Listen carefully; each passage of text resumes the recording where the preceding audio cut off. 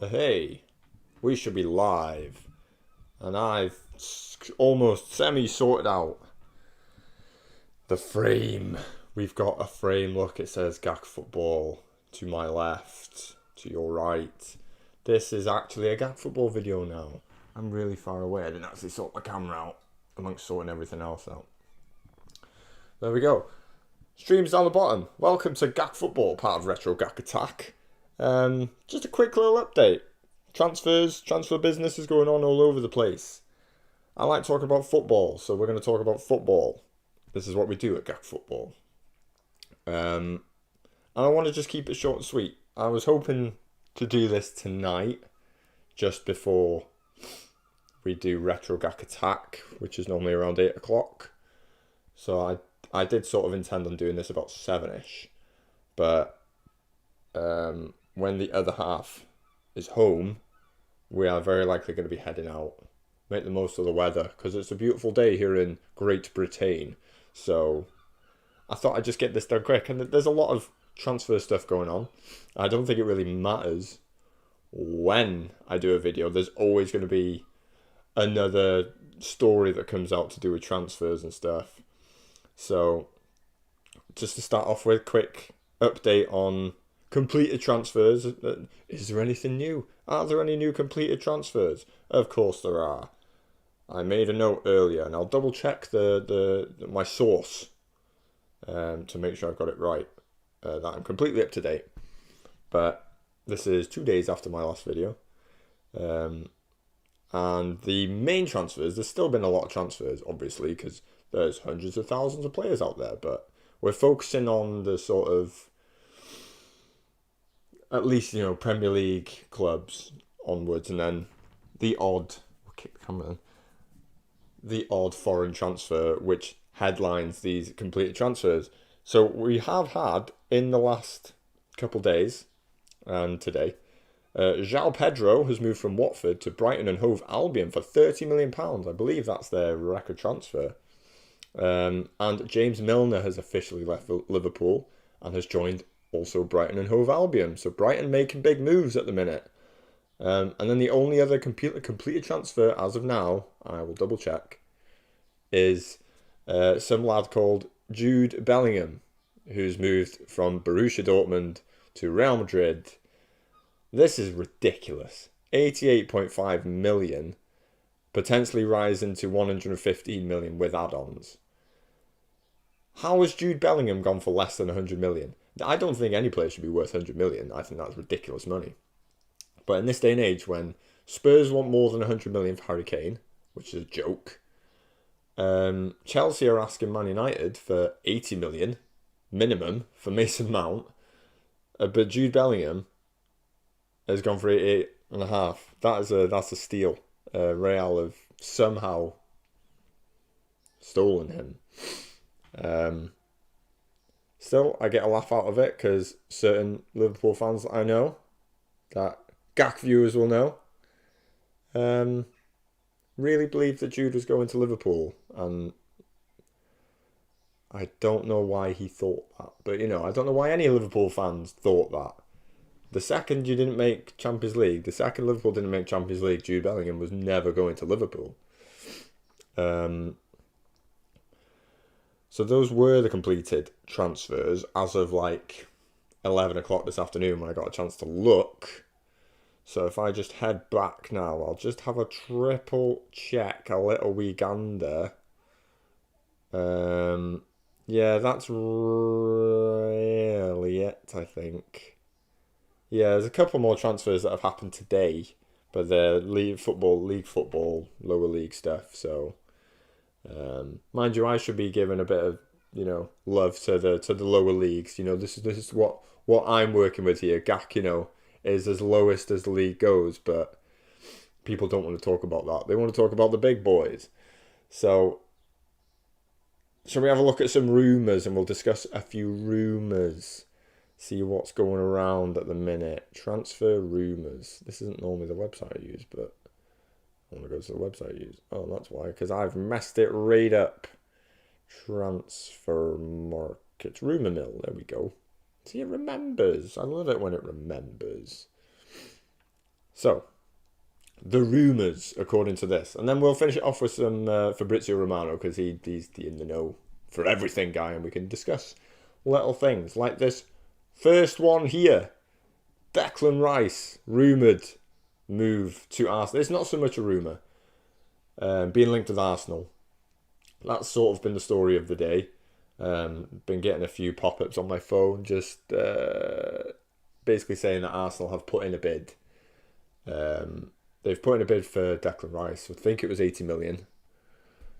Again, if they shouldn't be getting this much for these players if Jude Bellingham's only gone for a lump sum of 88.5, potentially rising to 115. But the transfer is 88 million or whatever. So 80 million for Declan Rice is overpaying, in my opinion. And West Ham apparently want the 3-figure mark. There was another thing that said, which will excite Arsenal fans. If you are excited about Declan Rice coming, are you? Are you Arsenal fans, if there are any watching? Are you excited about potentially signing Declan Rice? I would be. I think he's an exciting player. He's a very talented English centre midfielder. Are there better options out there? Probably. And they won't cost you as much as well because of the English tax and all that. But they'd said that Arsenal have been in contact with him for a few weeks now, and like the personal details aren't an issue. It's just the fee. So, but then apparently Man City were jumping in on the race as well. Apparently, it's all just speculation. It's all rumours. It's something I love and hate about the transfer window. I absolutely hate. It's just the 98% of bullshit that comes out during this time. So no one really knows what's going on. Also, Justin Kluivert, the son of legendary Patrick Kluivert. I thought I should have gotten Patrick Kluivert, son of Patrick Kluivert, potentially moving from Rome to Bournemouth. Market value 14 million. These seem to be quite strong rumours as well. Oh Jesus, I've ruined my thing. How have I even managed that? Yeah, I don't know. I've not really watched the guy. I remember there being a bit of excitement about him when he was like 18, 19. Didn't he? He was at Ajax, wasn't he? And he made a couple moves, and he's now at Rome. I don't know how big a role he plays at Rome under Jose Mourinho, but I don't know. Here's a new one. This might excite Man United fans, if true. Harry Maguire from Manchester United to Tottenham Hotspur. I don't see it. If Harry Maguire moves, he's obviously going to stay in England. He's not the type to go abroad, I'd say. I mean, the lad's supposedly more than happy to sit on our bench, rather than go and look for a move and play first team football. Kind of says a lot about the guy for me. And I can see him going more to a Newcastle than Spurs. But if either one of them wants to take him, that's fine by me. Market value 25 million. Is that pounds or euros? Euros. Jesus. Yeah, I think we'd be lucky to get that for Harry Maguire, to be honest. But I'd be very happy if Man United could sell Harry Maguire and bring in someone else, who I'm hoping he probably will come up for the wrong reasons. But Kai Havertz has been strongly linked with Arsenal today. I don't know where Arsenal are finding all this money from, because they're not exactly the wealthiest of clubs. Not that they're poor, but it would seem like if they're going to get Declan Rice, they'd have to fork out. I can see him going for maybe 90, not quite 100 million. But you're talking 100 odd million for him. And then Kai Havertz is being linked from Chelsea to Arsenal. He would set them back another 50, 60 at least. But I find that one a bit odd. I find that move a little bit odd. I've never really been impressed much by Kai Havertz. Chelsea fans, is he a good, you guys watch him much more than I do. But he's just never really, to me, every time I've watched Havertz, I feel like there's a good player in there, but none of the managers seem to know where where he's best played, where his best position is. What position suits him best on the pitch to work with everyone else and to get the best out of him. I just don't know. Chelsea fans, help me out if you're watching. Sticking with Chelsea, did I mention this? I don't know if I mentioned this. I might have. No, 15. I can't have. I couldn't have. Yeah, speaking of Chelsea, Kalidou Koulibaly is being linked to the move to Inter Milan. Could that be a part of getting Onana in for Chelsea? But then apparently Maurizio Pochettino wants to keep Kepa Arrizabalaga, or whatever his surname is. Apparently, blurry. Apparently he wants to keep him and use him as his first choice keeper. That surprises me because he seems like a real pain in the ass to work with. But I don't know. I think getting short of Koulibaly would be a good thing because I don't think he quite suits the Premier League. Not necessarily Chelsea, just the Premier League. I don't think he quite suits it. But he's knocking on now as well, isn't he? Like, he's younger than me, but you know what I mean. James Maddison being linked to Newcastle. It's a bit... I think that's just an easy link because Maddison's obviously going to move away from Leicester because Leicester are going right downhill, aren't they? But Newcastle, I'd be gutted if he went to Newcastle. I would like Man United to consider the move because I think he would suit Man United. I think he'd be good competition for Bruno Fernandes and another option instead of Mason Mount. If Chelsea are being pissy about the fee for Mason Mount, I would say ta-ta, see you later. Said that last time. And potentially go for Maddison for cheaper. Nicolo Barella, I think I tweeted about this yesterday, is being linked with Newcastle. That'd be a hell of a signing for them. I like Barella. I do like Barella a lot. Because I think we were linked... did I mention it the other day? I think we were linked with... Man United were linked with Chiesa of Juventus. I always sort of mix up between these two, Chiesa and Barella. But I think it's always Barella I preferred. I think he looked a better player. So if Newcastle can make that move happen, that'd be a hell of a signing for them. It doesn't seem to be anything else of note anyway. Lukaku potential move away to Saudi Arabia along with N'Golo Kante, and we talked about Mbappe, so that we're up to date there. So there's been quite a few things going on, quite a few things, and we'll just go to Fabrizio Romano's Twitter page, and we'll just see because he's been out. Fair play to this guy. He's at it all day, every day. There's been a lot of Jude Bellingham today, obviously. Yeah, there is a couple of things I want to mention. Won't go too far back. That's 16 hours ago, 11 hours ago. So if we start around here, I think this was the first thing I saw this morning. Man City want to find a solution for João Cancelo before the pre-season. So, apparently strong interest from Barcelona, and Arsenal are also somehow finding more money to potentially sign João Cancelo as well as Declan Rice and Kai Havertz. Fair dues to them if they got all them done.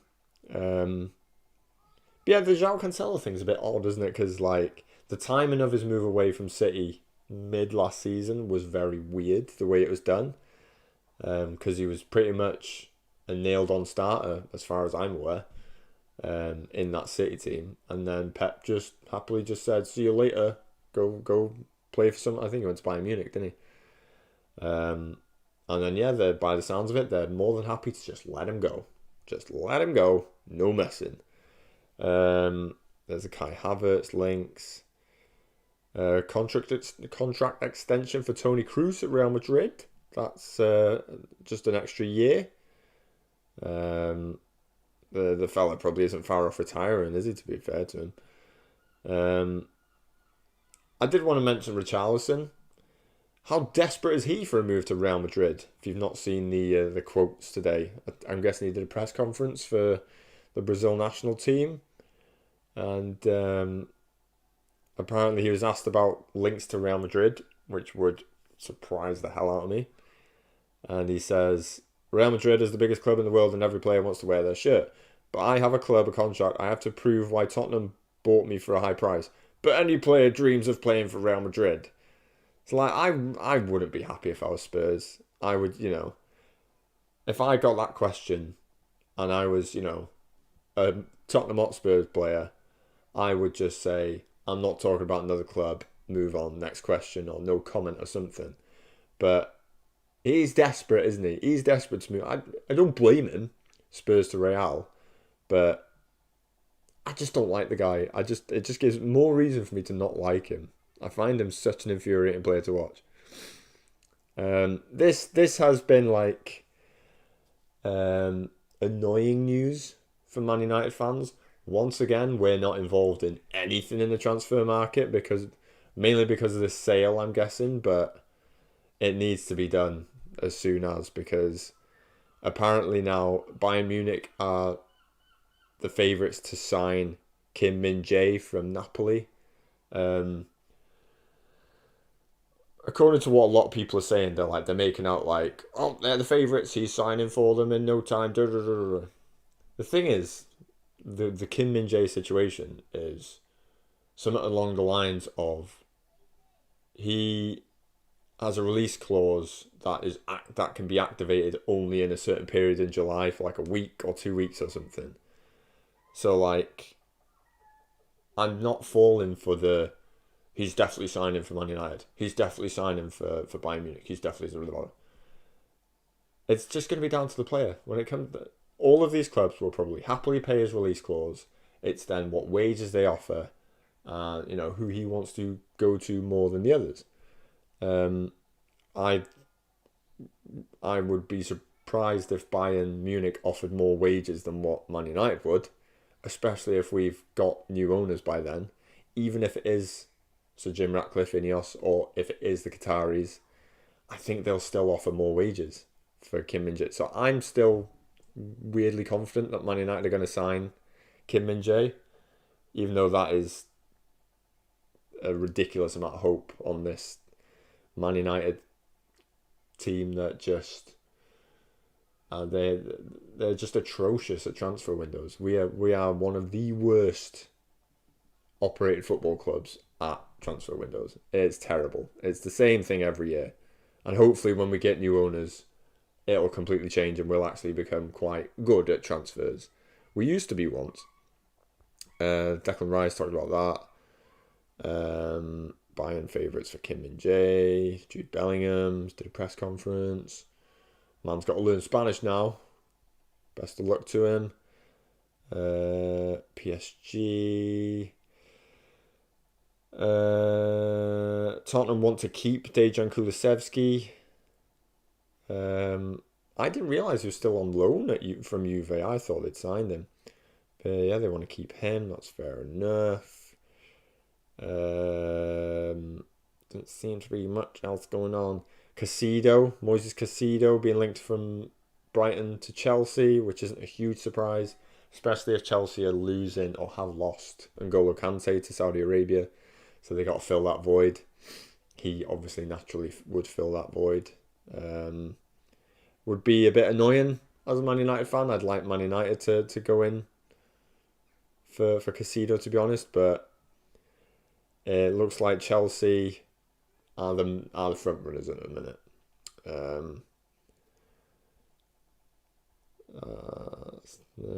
No changes on David Raya's situation. He wants to move to Tottenham, and the personal terms are almost agreed. And they're just in negotiations over the fee. Apparently, Brentford want £40 million for him, which is mental. He's he's a goalkeeper. He's a decent goalkeeper. What's this now? Declan Rice, youth. Kai Havertz given a green light to Arsenal after positive indications. No problem on personal terms. No chance for £75 million, but Chelsea will be flexible. So they'll be flexible with Arsenal for Kai Havertz, but they won't be flexible with Man United for Mason Mount. Jesus H. Mercy. What's that now? Inter Milan have not received any approach or bid from Manchester United for Andre Onana as things stand. Erik Ten Hag knows Onana very well, but Man United's decision on budget for the goalkeeper will be based on David De Gea's future.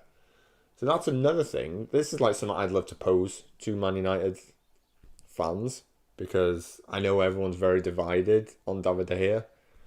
I'd say the majority are happy for De Gea to go at this stage, but there's still a load of fans out there that are very, what's the word? I can't get passionate on my head, but they're not passionate about De Gea. But they just find it difficult to say negative things about him, and they don't really want to lose him, because he's done a lot for Man United. Player of the Year about 5 years in a row, whatever he was. Definitely saved us from relegation a few times.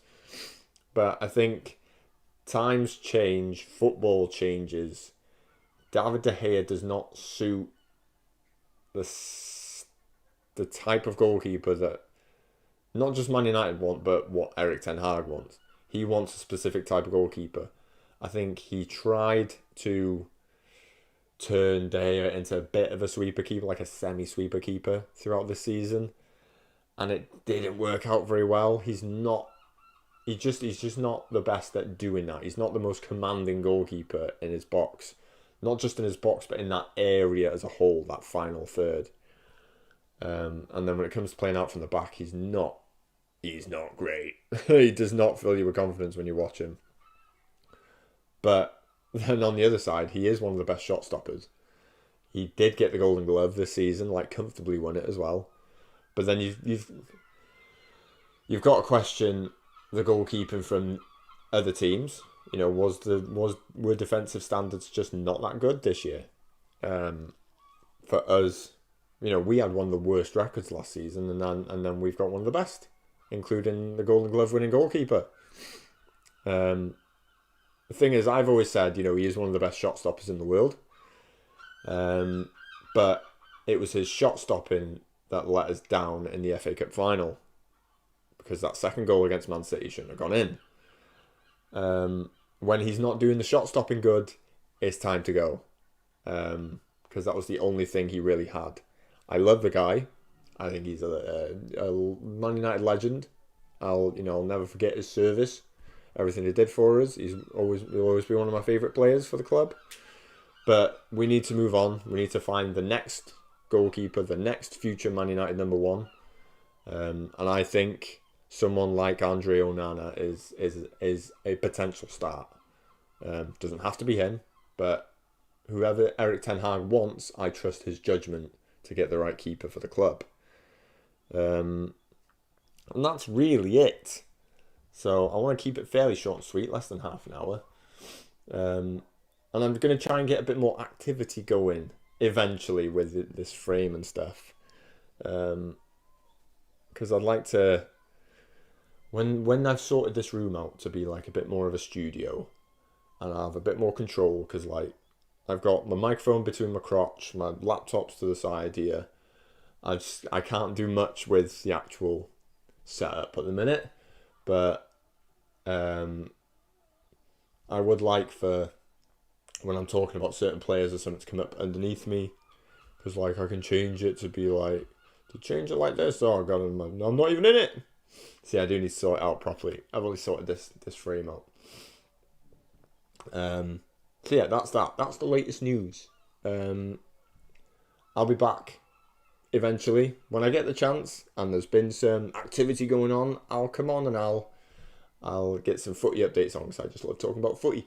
And then hopefully we get some people in the chat at some point, and we can discuss some transfers and things, and discuss the upcoming season and whatnot. So thanks guys. Retro Gak Attack, the show, will be on tonight around 8 o'clock. We will be discussing the, I want to say SNES Classic, but I've never heard of it, never played it before, but I've played a little bit the last week. And it's going to be up to Nick to take control of the show because he knows it more than me. But we're playing the SNES classic Total Carnage. That's what we've played, Total Carnage.